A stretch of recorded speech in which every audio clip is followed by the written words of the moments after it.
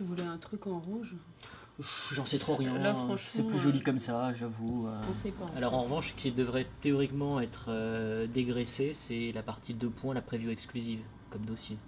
Donc ouais, le dossier, après, il s'élabore de manière très naturelle, quoi. On essaye de voir ce qui a été fait par le passé, comment cette thématique-là a déjà été abordée, et Dieu sait qu'elle a déjà été abordée. Ça a été très rapidement goupillé, à partir du moment où la bande-annonce est tombée, et que ce visuel-là est tombé. J'ai très vite demandé un phoneur, donc une interview par téléphone avec le metteur en scène, John Turteltaub. Je crois que le moment où j'ai demandé l'interview, et le moment où on l'a faite, s'est écoulé moins d'une semaine. Ça, c'est vraiment le scénario idéal. Et ensuite, le dossier créature géante, lui, il s'est élaboré de manière très empirique et sensiblement de la même façon que d'habitude, c'est-à-dire que j'établis une liste de films et à partir de cette liste-là, en fait, je la soumets au rédacteur.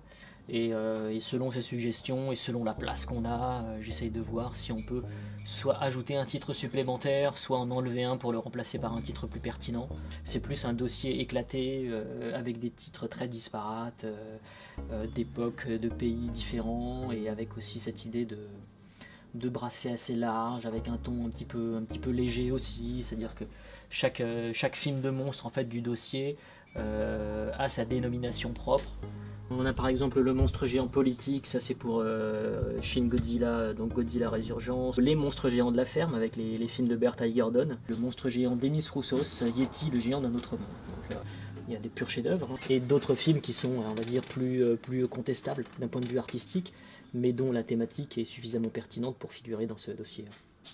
Un film comme Death Wish, par exemple, sort trop tôt au mois de mai pour figurer en couverture, et par ailleurs, son réalisateur Eli Roth n'était pas disponible pour faire des interviews. Donc, de fait, ça réduit considérablement la voilure pour le traitement du film dans le magazine. Et en actualité, on a aussi Mutafukaz. Donc là, c'est un film dont on parle maintenant depuis pas mal de temps, et c'était acquis qu'on allait le traiter de manière assez importante. Il y a un dossier preview Cannes 2018 qui est finalement entre la preview et l'actu, puisque quand le magazine va sortir, en fait, le festival commencera tout juste.